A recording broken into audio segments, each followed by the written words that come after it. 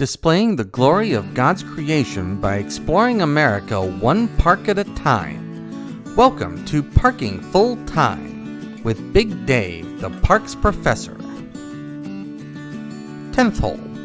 The par and distance are at the top of the screen. After the entire front nine played across a lightly wooded ridgetop area, it's nice to have something different here for the 10th hole.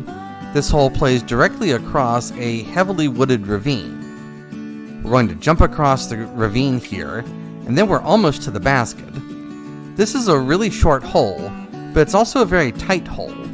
And if you throw your disc down into that ravine, that's going to be at least a tough recovery, and maybe even a lost disc.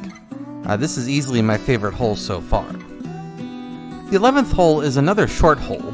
It starts in the open, lightly wooded ridgetop area that we saw all throughout the front nine, but the basket is located just here into the edge of the woods. I want to welcome you back to Parking Full Time. I am Big Dave, the park's professor. We are at Woodland Mound County Park on the east side of Cincinnati. There's the 11th basket, and there's the view back to the tee. The 12th hole plays across another shallow ravine. This hole is quite a bit wider in terms of the line than the previous two holes, but there is a fairly low ceiling, and therefore you have to keep your disc down. We just jumped across the ravine, and now we're going to head steeply up to the basket. I like these cross ravine holes. This is a nice change from what we had on the front nine. There's the view back to the tee from behind the basket. The 13th hole is my favorite hole on this course, and it's also the longest hole on this course. It's a fairly open hole. It plays across a deep and steep ravine.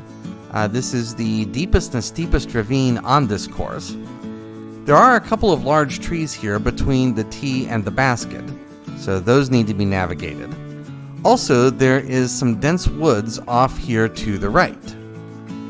But if you can deal with those two hazards, then you can actually make a birdie or even eagle on this hole. Not sure if the rest of this course is worth playing just for this hole. It may be, it may not be, but this is my favorite hole on this course, and this hole is definitely worth playing. There's the view back to the tee. Now we go from the longest and probably best hole on this course to the shortest and maybe the worst. This hole is downhill, only 111 feet, and no obstacles between the tee and the basket. This is almost a filler hole. I guess it's good for an ace opportunity, but that's really about it. The 15th hole is the last of the cross ravine holes, and it's also the tightest hole on this course with one of the lowest ceilings. We just jumped across the creek, now we're going to head uphill to the basket. This hole may actually be a little bit too tight. I just threw my disc and hoped I didn't hit any trees, but I did hit some trees.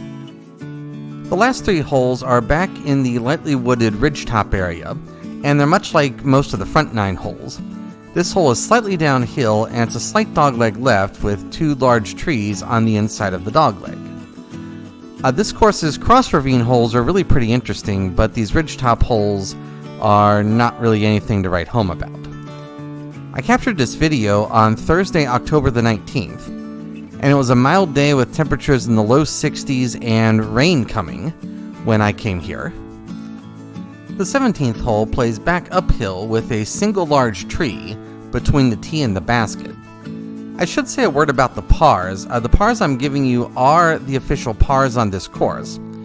This course was redesigned a couple of years ago, and they did some nice things in this redesign. They put in some new basket positions, some new tees, and some new signs, but they didn't update the pars. So the pars I'm showing you are the original pars from the early 1980s.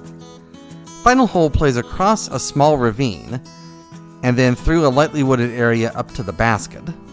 This course is a pretty nice course for beginners, although it does have a few more interesting holes. So if you're a skilled and experienced disc golf player, you'll have to decide if the cross ravine interesting holes are worth plodding through all of the more pedestrian stuff to get to play. I do want to thank you for watching. Parking Full Time would not be anything without the people who watch. I realize that every day, and I thank you every day. That is the end of the course. Have a great afternoon. Take care, and Lord bless.